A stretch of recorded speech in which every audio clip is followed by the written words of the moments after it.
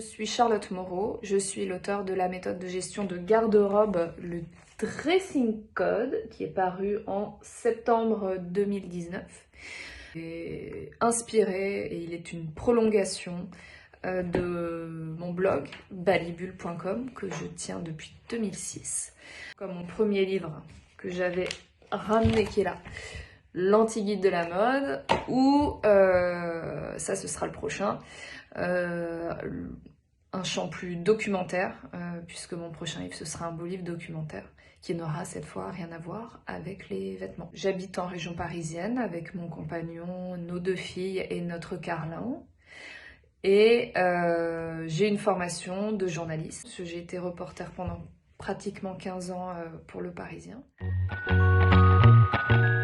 Mon point de vue assez tard, comme je suis banlieusarde et que j'étais très garçon manqué durant toute mon adolescence et tout le lycée, il y a d'abord eu un premier choc esthétique en venant faire mes études au CELSA puis à Assas, donc à Paris. Donc là j'ai découvert voilà, les Parisiennes, plus précisément les étudiantes du 6e arrondissement, ça m'a fascinée. Je pense que probablement voilà, l'étincelle elle est venue de là.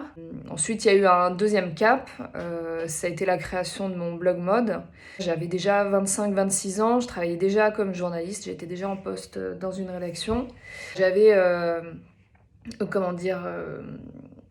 infuser toutes ces influences esthétiques, Paris, la lecture de Elle aussi.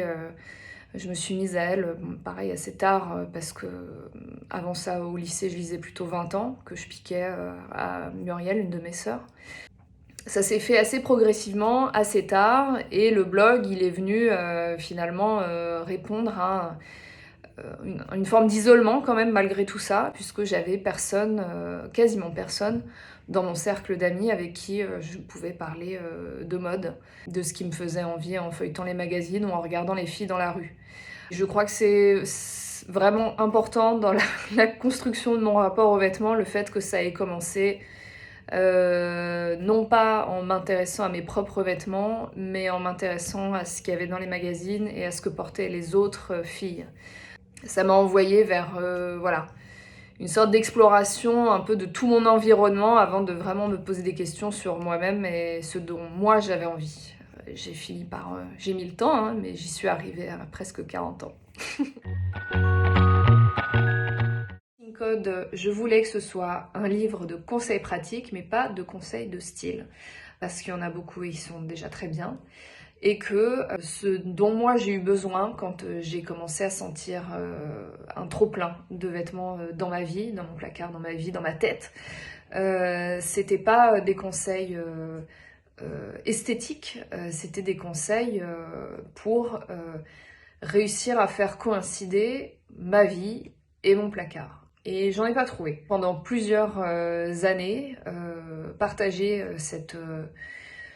ce cheminement intérieur sur mon blog, et puis j'en ai tiré quelques outils. De ces outils, j'ai fini par former une méthode autour, créer d'autres outils en formant la méthode, et ça a donné ce livre.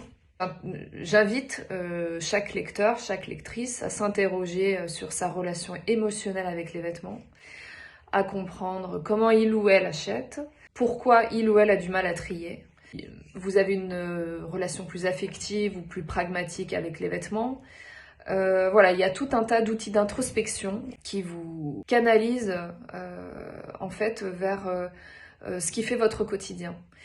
Et c'est partant de là que vous allez réussir à comprendre ce que vous devez vraiment trouver le matin en ouvrant la porte de votre penderie, et que ça n'a souvent absolument rien à voir avec nos inspirations, nos influences. Que ça a tout à voir avec notre vie, le soin, la qualité qu'on a envie d'apporter à la manière dont on s'habille au quotidien.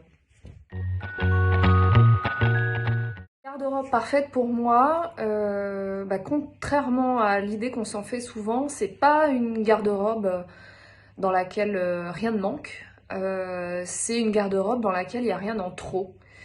Parce que je crois vraiment que un dressing c'est vivant, c'est dynamique, ça s'adapte aux changements de vie qui nous accompagnent tout au long de notre existence. Pour être efficace, ça doit répondre à ses besoins et à ses mutations.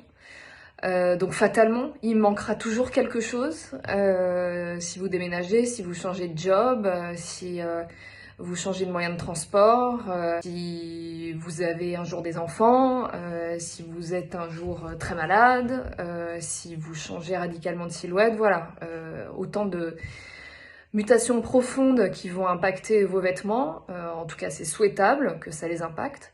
Donc la garde-robe parfaite, elle ne peut pas être à un moment donné figée, donc c'est ni quelque chose de figé dans le temps, ni quelque chose de complet, de clos, au sens où on aurait fait la liste de tout ce dont on a besoin et on aurait tout trouvé. Il manque toujours des choses dans une garde-robe parfaite, soit qu'on a plus, soit qu'on n'a pas encore, et c'est bien normal. En revanche, pour s'approcher de l'idée de perfection, à mon sens, il faut pas qu'il y ait des vêtements non utilisés, donc il faut pas qu'il y ait des vêtements en trop. Peut-être tout d'abord un sac effet main libre, parce que c'est vraiment là, en termes d'ergonomie, je pense que c'est vraiment la première case à cocher pour être sûr et certain de bien s'en servir et que voilà, ça vous soit utile. Après le format, la contenance, ça dépend de chacun, mais ça peut être autant un sac en petit sac rigide en bandoulière qu'une grosse besace un peu molle, elle aussi en bandoulière. Ça peut être une banane, ça peut être un sac à dos, vraiment dépendre de vous. Mais l'idée, c'est que vous n'ayez pas à porter quelque chose à la saignée du coude, hit bag emblématique comme certains sacs Hermès, une pochette tout simplement. Enfin, je sais pas si vous êtes déjà allé en soirée avec une pochette. Je trouve qu'il y a pas grand chose de moins pratique. Donc voilà, le sac main libre. Deuxième indispensable, peut-être un manteau qui fait tout le job. J'entends par là quelque chose d'assez couvrant et structuré, qui donne à la fois bonne mine et qui fasse net. Si ce que vous portez en dessous c'est un peu n'importe quoi, ben c'est pas grave parce que le manteau il va tout faire pour vous. Ça sent l'expérience de la mère de famille qui déboule à 8h20 devant les grilles de l'école. Elle n'a pas toujours entendu le réveil sonner. Donc voilà, un manteau qui fait le job pour vous. Donc typiquement, pour moi en hiver, ce sera un caban en laine avec un très grand col rigide qui tout de suite donne voilà, cette forme de netteté que je recherche. Il est assez long, donc vraiment, je m'enveloppe dedans. Et puis l'équivalent après en demi-saison ou en veste légère pour l'été. Un trench, si vous en portez. Une grande veste un peu imprimée, avec un travail sur les manches. Enfin, voilà, l'idée c'est que ce soit ce par-dessus se suffise à lui-même, en quelque sorte, et que on décline, donc selon l'endroit où on habite, hein, donc que ça se décline en version hivernale et en version plus légère pour la demi-saison. Et voilà nos 3 indispensables. Ce serait de se dire que seconde main aujourd'hui, ça peut aussi et souvent vouloir dire neuf avec étiquette ou neuf jamais porté. Heureusement ou malheureusement, hein, moi j'ai commencé à acheter sur eBay il y a plus d'une quinzaine d'années et c'était déjà le cas à ce moment-là, mais pas dans l'ampleur qu'on connaît aujourd'hui. Si vous êtes plutôt amateur de vêtements neufs, que vous n'avez pas forcément cette recherche d'un vêtement ayant déjà un vécu, déjà une patine, vintage, ça vous parle pas, la seconde main peut aussi répondre à certains besoins, qu'ils soient économiques ou, et là j'en viens à la deuxième bonne raison d'acheter en seconde main, ou que ce soit lié au fait qu'il y a un tel afflux de nouveautés, un tel turnover en boutique, qu'une fois que vous avez identifié une pièce vraiment très prometteuse pour votre garde-robe, elle soit déjà sold out. Il faut qu'on acquiert tous ce nouveau réflexe de se dire c'est pas foutu, si ça se trouve, je la retrouverai peut-être pas tout de suite, mais dans quelques mois ou voire quelques années. Voilà 2 bonnes raisons, et non des moindres, de faire des achats en seconde main. Je me répète encore, pas forcément destinée uniquement aux gens qui en font une affaire de principe, qui n'achètent que comme ça. Il n'y a pas besoin d'être radical pour s'intéresser à la seconde main, ça peut être très ponctuel. Chacun y va à son rythme et dans l'ampleur qui correspond à ses besoins. C'est important d'identifier les moments propices à une phase de tri, parce que c'est quelque chose qui demande beaucoup d'énergie et que naturellement, au moment des changements de saison, au moment des rentrées de septembre et de janvier, on a cette énergie qui est là, mais on a aussi plein d'autres choses à gérer en même temps. Donc déjà d'emblée, ne pas se mettre la pression en se disant « Allez, cet après-midi, en 3 heures c'est réglé ». Non. Un bon tri, il se fait généralement progressivement, parce qu'il faut lâcher les vêtements les uns après les autres, et il y en a certains où ça va bloquer. Là, ça dépend vraiment de votre manière de fonctionner, de la relation émotionnelle que vous avez avec vos vêtements. Donc, ne pas se mettre la pression, s'attendre à le faire en plusieurs fois. Et toujours garder à l'esprit cette idée que votre garde-robe, elle n'est pas composée de vêtements individuels, mais de tenues, de silhouettes entières. Et donc pour commencer à y voir clair, à essayer d'enlever le superflu, réfléchissez toujours par tenue. Vous sortez non pas les vêtements dont vous savez pas quoi faire, ou sur lesquels vous vous posez des questions, vous sortez au contraire les vêtements sur lesquels vous avez aucun doute, vous les mettez ensemble sur un portant, sur un meuble, etc. Vous mettez voilà toutes ces tenues qui fonctionnent pour vous, c'est ça que vous sortez. Et du coup, le tri, il se fera avec ce qui est resté dans votre garde-robe et ce qui ne fait pas partie de vos tenues préférées. Moi, je recommande dans le dressing code d'essayer de mettre tout ça de côté pendant quelques temps et de voir si vous vous en passez sans problème, en fonctionnant sur les silhouettes qui font déjà votre bonheur. Et de vraiment laisser le temps au temps, parce que je le crois profondément, le tri c'est pas une affaire de détermination, d'énergie, pas seulement, c'est aussi une affaire d'émotion.